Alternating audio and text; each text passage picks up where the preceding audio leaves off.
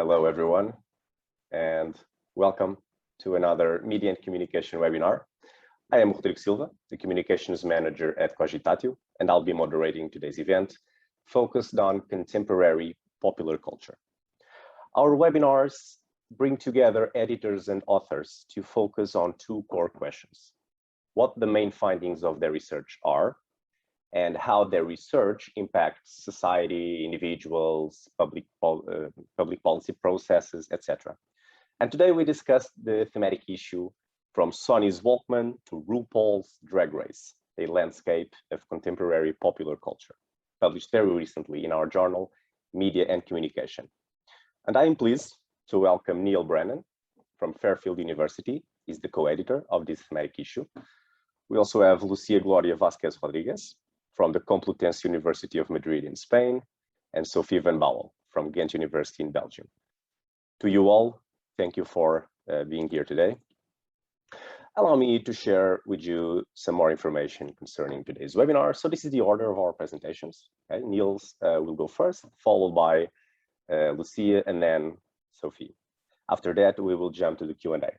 So to our attendees, feel free to write your questions in the Q&A format on the bottom of your screen, and please indicate the person you are asking the questions to help us guide the discussion, and we will ask the questions after the presentations. You are also invited to follow Media and Communication on Twitter. You can see the handle below to be on top of our recent publications, future calls, future events, and check the impact of our research on news outlets, on governmental documents, blogs, etc. I will now pass the word to Niall Brennan, and I wish you all a very pleasant webinar. Niall. Thank you, Rodrigo. I assume everybody can hear me. And thank you for everyone attending, particularly Lucia and Sofie. And thanks for hosting this webinar, Rodrigo, on behalf of Cogitatio. Good morning for me on the East Coast of the US, and good afternoon, everyone. I'm Niall Brennan, or Neil Brennan if you prefer, depending on if we're in the US or Ireland or somewhere else. And I am an assistant professor in the Department of Communication at Fairfield University in Connecticut. I am also a vice chair of the Popular Culture Working Group of the International Association of Media and Communication Research. And we set out as a three-person chair committee to revisit the role of popular culture in everyday life in the 21st century. And we found Media and Communication, the Cogitatio Journal, a good home to address revisiting popular culture in contemporary life. We couldn't help but intersect with many issues just thinking about popular culture in contemporary times, particularly the pandemic, which affects us all. We didn't thematically organize or think about this issue in terms of the pandemic, but I do think that COVID-19 intersects in many ways with lived reality, and how lived reality intersects with popular culture as a framework of practices, as a framework of experiences. We set out with the idea that the popular is political, which we could begin with the work of Raymond Williams, and certainly even take that to Karl Marx. And I searched for who exactly said the popular is political, and I think that's something that's been more derived than precisely stated, but that was our working premise. And what we wanted to approach from the idea that the popular is political is less that popular culture frames political ideology, but how does political ideology intersect, and in what ways, with contemporary popular culture. We're also beginning with the premise, I think well substantiated at this point, that popular culture is not just political, but commodified and consumer driven. And so with those premises in mind, it's not so much a concern that popular culture today is commodified and consumer driven, but how do people use popular culture in its commodified and consumer driven state, or qualities, characteristics. So I think in my own research and that of my peers, what we found in particular, it's not so much maybe a derivative of concern with postmodern frameworks or characterizations of popular culture, that it is commodified and perhaps more commodified than political. But what we ascertained is that people use popular culture in a various number of ways to set their compass towards the political through the manifestly commodified qualities of popular culture. So perhaps where we've come since Marx or Raymond Williams or even early postmodern thinking is not from the premise that or an externalized idea that popular culture is both commercial and political, but what do people do with popular culture today that allows them to articulate and mobilize their political ideologies, whether on an individual or a communal basis, towards an idea of the political, of political mobilization. And how do people navigate the political, whether individual or more communal, in the massness or the profusion of popular culture today? So some of our articles, some of the researchers who have contributed to this idea that navigating popular culture in its commodified state towards articulating the political happens in a number of ways, and that's from the outright, say, articulation of conspiracy theories, such as the likes of QAnon and Alex Jones, through this idea of commercialism or entrepreneurialism, to reality television and the politicization of, say, freak show discourse in global reality television.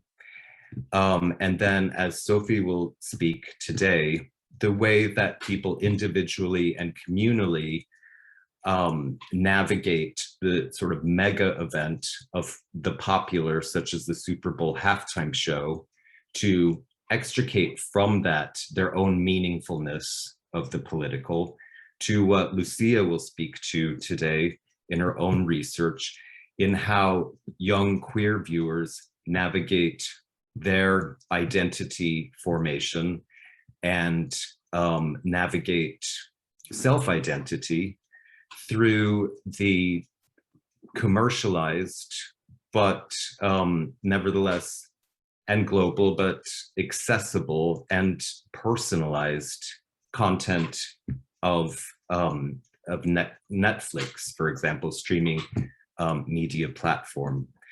So I'm not going to take up too much more time with my thoughts and our motivation for this issue of media and communication. I'm sure we'd all much rather hear from Lucia and from Sofie on their own work, and to be able to speak to some of what I've taken away from working with them and working on this exciting issue of media and communication.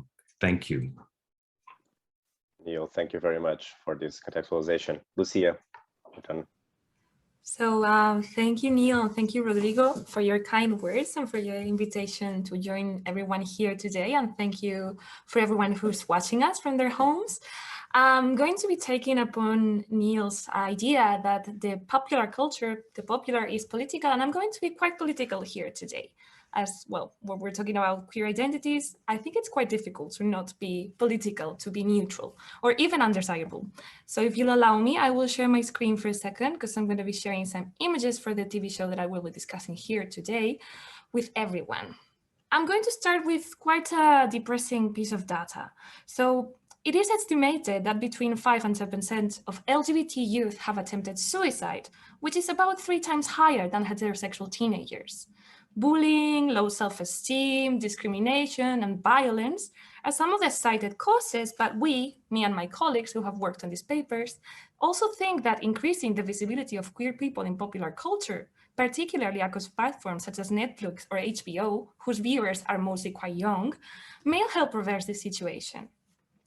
As this was a TV show that was globally seen, it was seen in more than 30 countries, including places such as Russia, where homophobia, as we all know, runs rampant, we thought that the characters featured in Sex Education may become a site for inspiration and self-affirmation for those members of the audience, those teen queer people that are struggling with their sexual orientations and gender identities, no matter where they come from.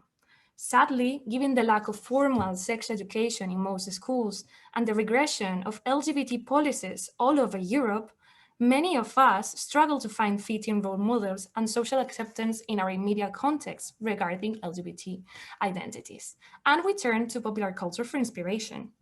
So, well, if us adults can bond over our shared love of a TV show like Game of Thrones, this is even more relevant for teenagers. For them, belonging to a peer group often organized around aesthetic preferences and popular culture consumption is key. In this sense, in the last 10 years, there are more and more shows featuring queer teen characters, examples like The Chilling Adventures of Sabrina, HBO's Euphoria, or the Spanish TV show Elite, demonstrate that video-on-demand platforms offer great sources of representation of queer teen realities that are affirmative, as opposed to previous examples that often reproduce negative cliches, that are plural, and that consider other vectors of oppression like class or race or disability. Like, for example, in Sex Education, we have a Ghanaian Nigerian character who's Eric, we have Maeve, who's the daughter of a working class drug addict mother, and we have a character that's in a wheelchair, essentially. So although this logic may respond to commercial interest, as Niall was mentioning, like the idea that nowadays diversity sells, or to the multiplication of teen audiences who are quite interested in these issues, which we think is great, we nonetheless think that what Netflix and HBO are doing is a great step in the right direction. So to talk a little bit about the show, for those of you who haven't seen it, and I think you should because it's absolutely great, Sex Education follows the adventures of Otis Milburn in his high school. He establishes a sex counseling service for his peers after having observed his mother, who is an actual couples therapist. Each of the episodes focuses on an issue related to adolescent sexuality, queer or not queer, and it depicts numerous gender identities and sexual orientations. We have gay characters, bisexual characters, lesbians, pansexual characters, and even asexual characters. So, being a queer scholar myself, when I started watching Sex Education, I was immediately struck by the surprisingly high number of characters and situations that could be easily defined as queer. This came up to 90% of the characters, as we proved in a previous study that we published elsewhere. By queer here, we not only meant lesbian, trans, bisexual, or gay, but also those characters who, like Eric, present non-normative gender expressions. I mean, they perform their femininity or their masculinity in a way that doesn't fit the canon. And also we refer to those characters like Lily, who indulge in incredibly weird fantasies and sexual desires. We thought that this was a more flexible approach to the study of queerness than the more identity-binding LGBT paradigm, as we agree with Michael Werner's idea that the queer is not defined in opposition to the straight, but in opposition to the normal, to the norm. For this article that we are presenting here, we focused on studying how popular culture references shape the identities and the fantasies of the 4 queerest characters featured in Sex Education's first 2 seasons, as the 3rd season has only come up very recently. So these characters are Eric Fionn, Adam Grove, Ona Lehman, and Lily Eigelhart. Then we selected the scenes where they used diegetic music. This is the music that appears in the actual show, in the actual reality of the characters, films, fashion, graphic novels, or even the internet to develop their desires and their alternative gender expressions. These references were not only key to develop their individual identities, but also signified changes occurring in the relationships among the queer characters. So let's talk first about Eric. You can see Eric on the image that I have here. He's the one in the left. Black non-conforming gender teenagers are even more vulnerable to discrimination and violence than their white peers, which is due to the intersection of racism on the one hand and trans homophobia on the other hand. So in this sense, we think that the inclusion of a character like Eric is revolutionary to fight this prejudice. He comes from a Nigerian Ghanaian working class family, wears incredibly camp outfits and makeup, is quite religious, and despite being the protagonist's best friend, he is in no moment confined to being a trope. Significantly, every year for his birthday, he and Otis dress up as trans character Hedwig from John Cameron Mitchell's queer cult musical, Hedwig and the Angry Inch. You can see Hedwig on the bottom right.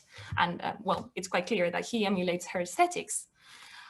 This is not the only example from the film, as Eric and Otis also dance together to The Origin of Love, which is Hedwig's main theme in their prom dance, which signifies the reconciliation after a fight they had.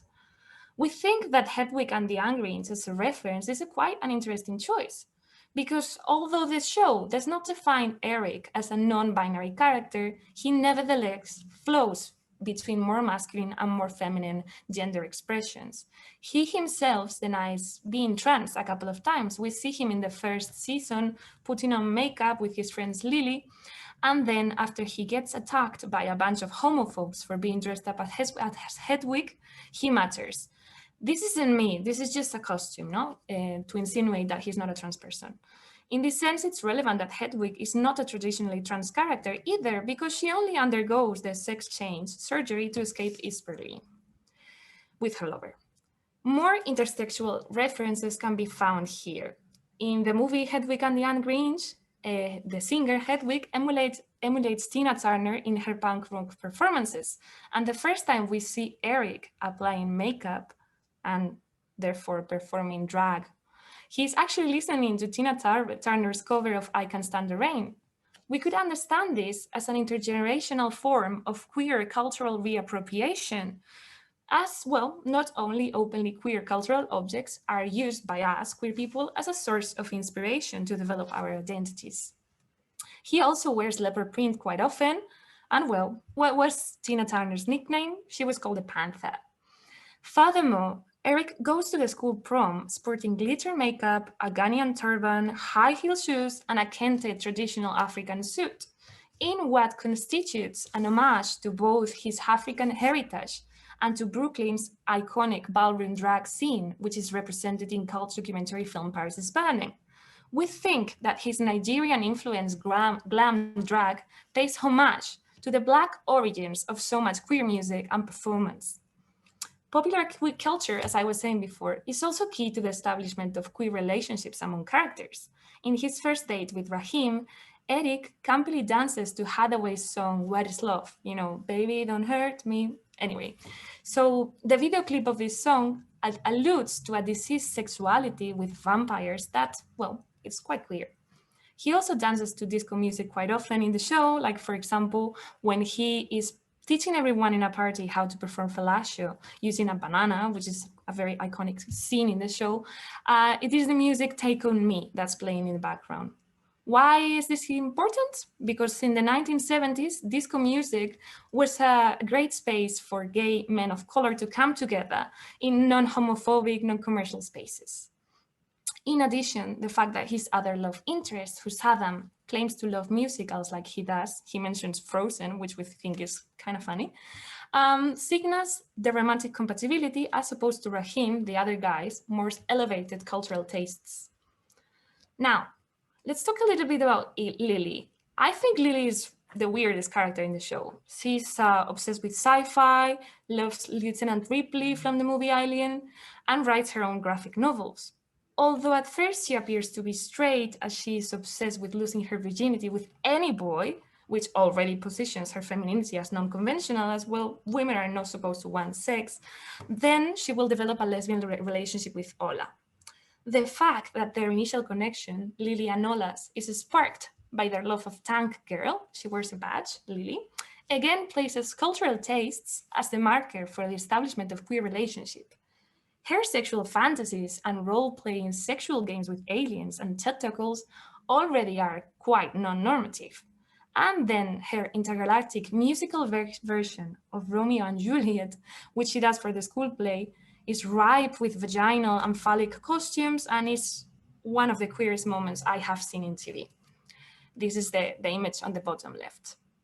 The performance can be inspired on the one hand by the tradition of queer cult musicals like the Rocky Horror Picture Show, and on the other by recent queer rereadings of Shakespeare that were performed at the Globe Theatre in London. We think that musicals, like this scene that is featured in Sex Education, which you should totally watch, are particularly fitting for expressing these queer fantasies because music is ripe with sexual allure, gender inversion, and suspect sexuality. Her interspecies fantasies with creatures that kind of look like the Kraken remind us of Donna Haraway's Cyborg Manifesto and speak of a sexual desire that does not know any boundary, a queer sexual desire. Ola, on her part, is first placed as Otis' love interest. Then, during an erotic dream, which is highly reminiscent of David Bowie's gender-bending and psychedelic video clips, she actually realizes that she's attracted to her friend Lily. The fact that her fantasies borrow influences for one of the most ambiguous gender identities of all times, which is David Bowie, signals to a sort of queer genealogy that sex education plays homage to, linking a musical education to a sexual one. It is not in vain that the author of Sex Education soundtrack was compiled by non-binary musician Ethra Furman. She then, Ola, does an online test to confirm her identity as pansexual, and this provides a great example of the way the internet is used by LGBT teenagers, particularly pansexual or queer or non-binary, who are less visible within popular culture, to confirm their identities. In addition, she also goes to the prom sporting a tuxedo, which is highly reminiscent of Marlene Dietrich's examples. And it is important to mention that she was one of the biggest lesbian icons of all times, Marlene Dietrich. Last but not least, we have Adam. Adam is the son of the repressive headmaster of the school. He presents at first a conventional masculinity, quite aggressive. He bullies Eric for being homosexual. And this we did not like so much because it reinforces the widespread cliche that it's actually gay people, closeted gay people, who are the homophobes. We don't like this. Anyway, he also shows more feminine traits in his loving relationship with his Pomeranian dog, which is crucially named Madam, Adam.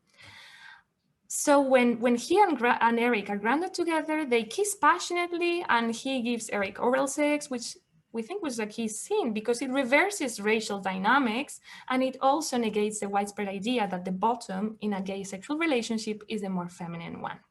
Now, the key scene to establish his identity as bisexual is the one where we see him masturbating to a fictional action movie poster, which you can see there on the right corner. He looks alternatively to the sexualized image of the actress, Ava Speed, which, could be inspired by Ava Gardner, and to the muscle body of the fictional actor, crucially named Tommy Tester, perhaps to test his masculinity or his heterosexuality. Then Tommy Tester's masculine, buffed physique reminds us of figures like Sylvester Stallone or Arnold Schwarzenegger, who were gay erotic myths that were deemed less suspicious or emasculating by audiences all over the world because they were, quite strong. The tagline of this poster, I don't know if you can see it because it's quite tiny, says, "A match between equals. Only one can survive." This is quite significant. We think it summarizes Adam's conflict, which is the binary choice between homosexuality and heterosexuality. Bisexuality has generally been absent within popular culture. Why do these characters and their cultural choices matter? Well, We think that the way they incorporate references from popular culture to build their gender expressions and their sexual orientations and their weird fantasies reflects the role these kinds of shows play for the actual teen audiences. As LGBTIQ+ people are in dire need of more references where they can affirm their identity in a positive manner. In the Trump, Bolsonaro, or Viktor Orbán's era, popular culture, TV shows like this one, remain one of the very few means by which we can recognize and connect with others that share our experiences, tastes, desires, and struggles. Hence, the intersectional approach that we chose here goes well beyond the meaning of this show and affects the way real-life teenagers feel about themselves. It makes the history of queer popular culture, the existence of queer icons, visible, and it underlines the impact these books, these films, these musicals have on the identity formation and the self-acceptance, not only of the show's characters, but also of the real-life breathing people. As Frederick Dennens, who was one of the editors of this issue, explains, the ongoing public debate about gay civil rights is not only waged in the political arena, but also in popular culture. And I conclude here. Lucia, thank you very much for your presentation on this very interesting show, actually. We'll now be hearing from Sofie. Okay, hi everyone. Well, first of all, I want to thank the editors for including this piece of Toni Brennan and myself. She couldn't make it today, but I wrote this article together with her, and I want to thank the editors for including this piece of us. Actually, it's a piece which tries to think out loud, as the title also makes a reference to speak out loud, try to think out loud about how to study popular culture, popular media culture, artifacts in relation to intersectionality, because we think there's a lot going on what is intersectionality. We all include this in our discourse, but how to is a different story. We think, how can we analyze popular culture from an intersectional perspective, especially in relation to gender. Toni and I are, we have experience in doing research on gender. We have, well, we had a book, monograph on kind of an introduction on gender and media, and most of our work is on researching every kind of aspect in relation to gender. But we sort of felt that this notion of intersectionality was included, and was also included in our book, but there is well, there is a difficulty of how to include an intersectional perspective. So when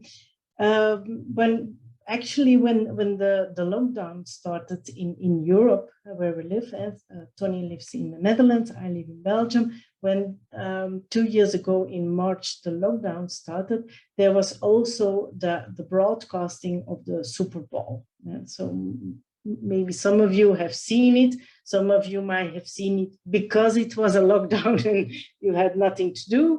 But the Super Bowl, the American Super Bowl, is a kind of a transnational media performance, let's say, a media spectacle every year, and it is largely viewed within the US but broader. So what we did is look at the performance of 2020 Super Bowl halftime show of Shakira and Lopez. Actually, there was quite a controversy around that performance, and that sort of well, we thought that was an interesting case study to think about intersectionality, how to do an intersection intersectional analysis in relation to gender. So that was what we did. So the performance of Shakira and Lopez in the halftime show is used as a case study of how you could do an intersection analysis. It is not a sort of plain analysis of the performance, but it's used to think about how to and how you could question this notion of intersectionality. Within cultural studies, or more globally, let's say in media studies now, looking at the intersection of class, race, disability, ability, age, and so forth is a common good, I think. It's something we do and something we are aware of we need to do. But the notion or the link with power and how we link this to the critical analysis of power is something which sometimes makes it hard to do, because an intersectional analysis of, in this case, the Super Bowl performance of Shakira and Lopez is more than just clicking the boxes of certain kinds of identity. So you need to do more. You also need to look at the formation of these different identity markers, but also how it's linked to power. And of course, to inequality or imbalanced power relationships. So that's where we started from. That is the context where we did start from. And I think doing an intersectional analysis is quite difficult, especially when within gender studies, within feminist theory or study, or within more largely in media studies. This notion of gender is often considered as something which is changeable, which is hybrid, which is fluid. And how can you work with concepts which are fluid and then sort of trying to grab them and to analyze them? So that was what we did. What is also important, this notion of power. And as I think Niall already mentioned in the introduction of the scope of this special issue, this link or this idea of political understanding, popular culture as the political, let's say. How could we sort of link these different aspects? The performance, I'm not quite sure everyone knows the performance, but I think we have, one image to give you sort of an idea how it looks like. And I think, there we have it. Here we see Jennifer Lopez. The result, there are two artists in this performance. So the performance starts with Shakira, well-known artist from often labeled as a Latina, but has a diverse background. And as the performance starts with her singing, dancing, and changing outfits, and sort of do her belly dance, which she's used to, let's say, or this is part of who she is and what kind of performance she gives. And then Lopez comes in, gives also a performance, do a little pole dance. There are children involved entering the performance. As you can see here on the screen, also her daughter is part of the children who are invited on the scene. And the children entering the scene, and they are kind of caged. So in reference to bird in a cage, that is the way the children come in. And then Lopez also changes her outfit, and then she has this kind of let's say, a cape. I'm not quite sure what the word is. The feathers, and which there is a combination of a reference to the American flag, but also to the Puerto Rican flag. So this is in short the performance for who haven't seen the performance. And from the minute this halftime show performance was aired, there was a Twitter kind of exploded, and there was a kind of a debate, a controversy around this performance. But yeah, of course, the Super Bowl, it's as now also referred to in the beginning, is also quite a commercial, well, there is a quite of a commercial aspect towards the performance and the broadcasting of this kind of media spectacles. And they have a kind of a tradition in relation to controversy. Remember Nipplegate, remember the controversy around, I think, Beyonce's performance and sort of BDSM black leather outfit. And so what is kind of specific that the controversy is always around female performances. Somehow what they do with their body, how they behave, what they wear or don't wear is a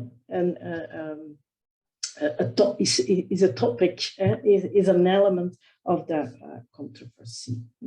So, and what we did in this article is try to do an analysis, a textual analysis of the performance, of the, let's say, the media representation, the text, but we started off from what was around the text, meaning we looked at what was in the press, what in magazines, what was in the blogosphere, and looked at the debate around the controversy of this performance.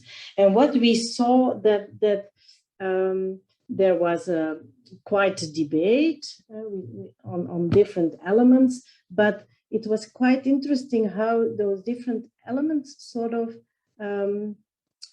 were formulated mutually, came together, especially in relation to the intersectional element. Both women, middle-aged, very famous celebrities, from labeled as Latinas, labeled as sexually or sexual attractive. So that was what they have in common. And we looked at how is this articulated in the debate? How is the fact that these identity markers were discussed, and how is this articulated within the text, within the performance, but also how is it understood by an audience? And how come that this performance is seen as quite political? Not only in reference to the flag, of course, and that is kind of obvious in a sense, I think, but it's also quite political in the way how there was a debate on female bodies, on not hegemonic, not white female bodies. There was a discussion on the one hand, a celebration of Latinidad, Latinx representation in the performance, a celebration of diversity, a celebration of the visibility of the Latinidad identity. On the other hand, there were quite a number of people claiming that this was a kind of whitewashing because the two main performers, Lopez and Shakira, are quite, let's say, light-skinned. So there was a kind of a discussion on what is this Latina identity, how it's performed, and it was also linked to this notion of nation state, the notion of what is real America? Is this America? Can you have a representation of a Latinidad in relation to American ideology? So you had a kind of a political debate is maybe too large of a concept for that, but it was political. What was said was political in relation to diaspora, ethnicity, race, nation state, but also in relation to the notions of femininity. On the one hand, there was a celebration of middle-aged women looking very fit, looking very good, doing what they want, being very successful in what they do. On the other hand, this was, you had a reference to the male gaze, sexual objectification, and so forth. So also in relation to what they do with their body, how they behave, what kind of performance they gave, you had a kind of a polarized debate. On the one hand, the viewpoint where you could see this kind of performance as empowering, not only in relation to diaspora in the United States, like the Latinidad, but also in relation to femininity, women in, let's say, the media industry or the music industry. So, especially, and there's this one part in the performance where both artists sort of are engaged with the camera, and yeah, there is this one shot from a few seconds where both you could see both their behinds, and the camera zooms in, and they are so moving their behinds. And there was a really debate about that specific part, which is really a smart part because the whole performance is about 12 minutes. Really few seconds seeing some feminine forms, let's say, and how they tease at the camera. So this is really a performance also made for broadcasting, for viewed through the screens, not only for, because there were not that many people, because due to the COVID situation, not only in the stadium itself, but also, this was part of the scenario, the choreography, I'm not quite sure if that's the right English word, but the performance in relation to people watching the performance on the screen. So this notion of political understanding is there on certain kind of levels. And what struck us about that, there was a celebration of being older women looking good, but the people sort of, okay, that is kind of okay, that is something good, but especially when it was linked to sexuality or a kind of a notion of being sexually attractive or being sexually active, then it becomes problematic. You can be sexually attractive when you're, let's say, below 30, but it's something different when you are above a certain age. So that was also part of the debate. Older women are not supposed to be visible in this kind of context, and especially not in relation to sexuality. And yeah, I'm just looking at the time. What is also important is this link to class as well. The Super Bowl, popular culture, sometimes labeled as low culture, lower reference to lower culture as the pole dancing. So there is also this class element into the readings of people in this performance. So in short, to conclude, what we're trying to do in this article is not start from the text, but start from the text or the discourses around the text, to really try to listen what's out there in relation to specific media representations, and how can we then use this context to give an interpretation to the text as such, especially in relation to this notion of intersectionality. Because we do think if we, from our very specific backgrounds, let's say, but also as an academic, will give an interpretation of the text, we would sort of give very specific references, reading to the text, but yeah, haven't that kind of a diversity of arguments in relation to specific these readings of intersectionality. And I think that it's quite important to listen to the other voices out there to give an interpretation of the text, especially in relation to intersectionality. Okay, I will leave it here. Sofie, thank you very much for your presentations. Also, Niall and Lucia. I will now go for some questions with the help of our attendees. I remind you that participants can still write their questions for our speakers. I will start perhaps with one for Lucia. I would like to follow up on something you referred to. I think it's very relevant, and some attendees mentioned this by also presenting some depressing data. A 2017 report by the Terence Higgins Trust found that half of young people rated their schools, relationships, and sex education as either poor or terrible. So we can understand somehow the impact of a show like sex education. And also 7 in 10 young people from the ages 12 to 24 say that they have learned something useful about sex, love, or relationships from TV shows or popular media.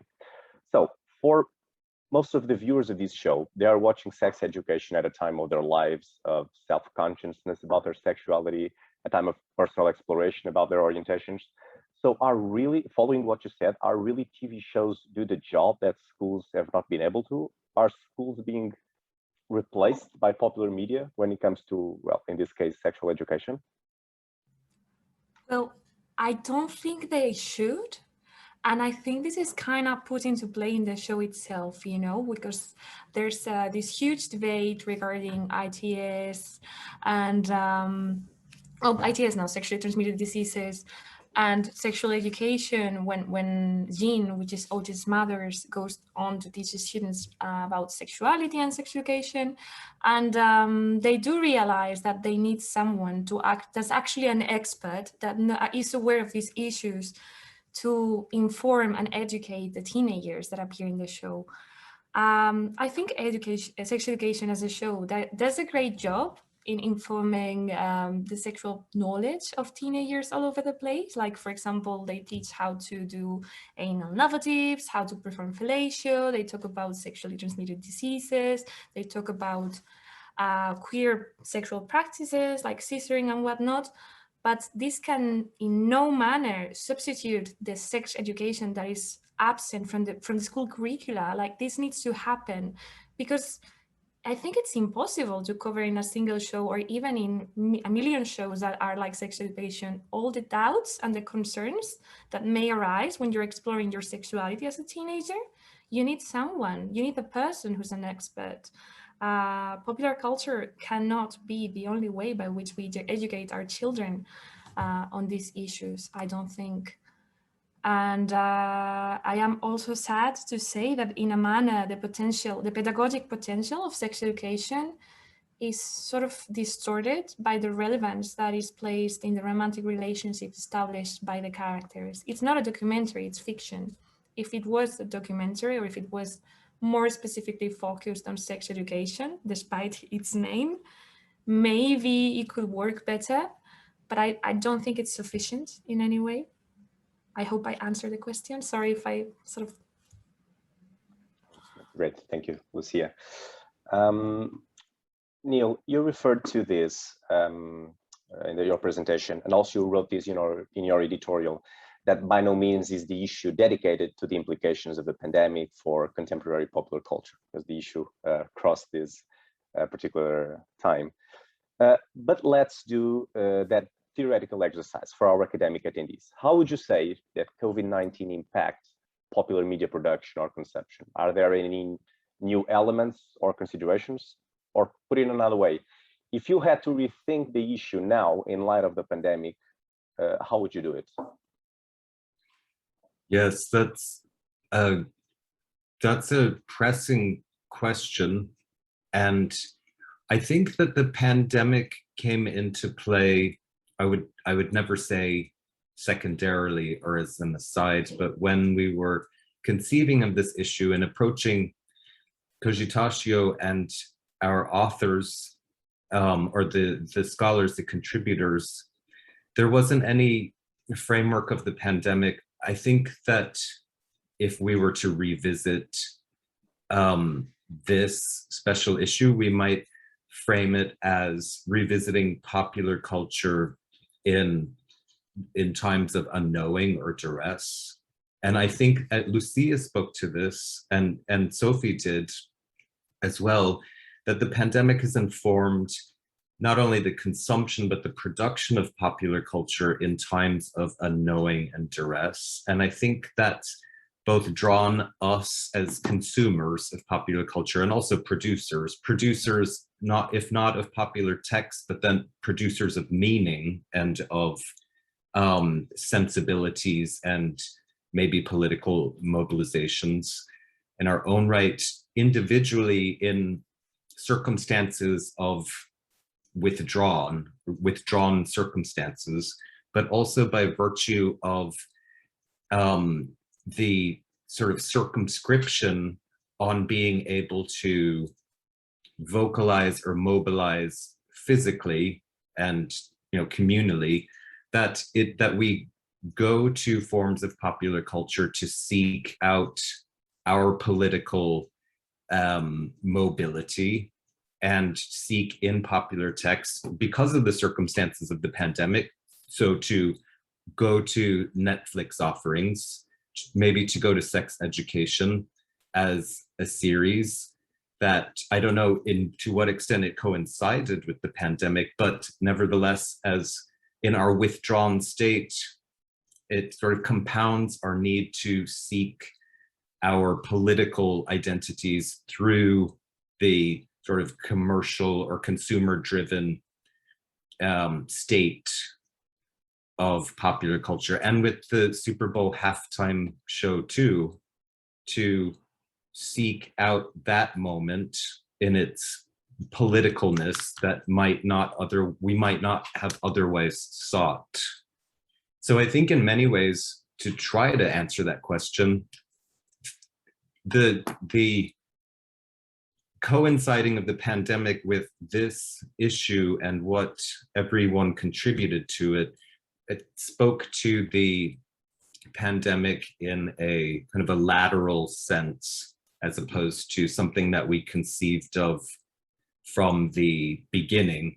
But I think in many ways, what we could draw out from what everybody contributed and thought, it helps to make as much, if not more, sense of the intersections of popular culture during duress than if we'd conceived of that in the first place. That was a roundabout way of saying, I think that there was a lot that came about from thinking about the intersection of popular culture in our present circumstances with the pandemic as an outcome of this combined effort. Okay, thank you for answering the question. Sofie, would you like to add something? Yeah, I just wanted to add that at another level, and that's what we saw with the Super Bowl, but I think maybe you could argue that it goes for all kind of media content. During the pandemic, we viewed that the streaming and what kind of audiences were consuming all kinds of media sort of went high up. in the figures, but what we also saw that there was this really kind of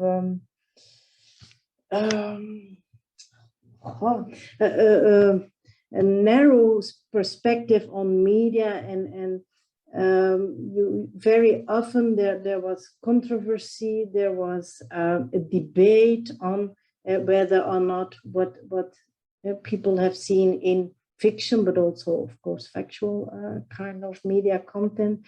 But there was this kind of obsession with what kind of representation do we have, and as in the example I gave on the Super Bowl, you really could question whether or not we would have the same kind of intensity in the debate and the controversy if we were not in a pandemic. So, and I think this layer of politicizing or political understanding and the debate we see on social media platforms in relation to mainstream media content is somewhere intensified, I think, by people stuck at home, being maybe frustrated, wanting to voice all kind of feelings or certain stance or arguments. But I think maybe we could say that yeah, this is also intensified, I think. Sophie, thank you very much as well for your answer. We will finish our webinar here. I would like to thank our speakers and attendees. Two final notes before we close the session. So this webinar was based on a thematic issue published in the journal Media and Communication. It is totally open access to access, read, share. So in our website, feel free to access it anytime. Also, this webinar was recorded and a final video will be uploaded very, very soon to our YouTube channel. To our speakers and attendees, you will be notified once the video is on. I would like to thank you again to our attendees for your questions and for the angles we would like to see discussed in the webinar, and especially, of course, to Niall, Lucia, and Sophie for presenting your research with us. We'll see you in our next webinar. Thank you very much.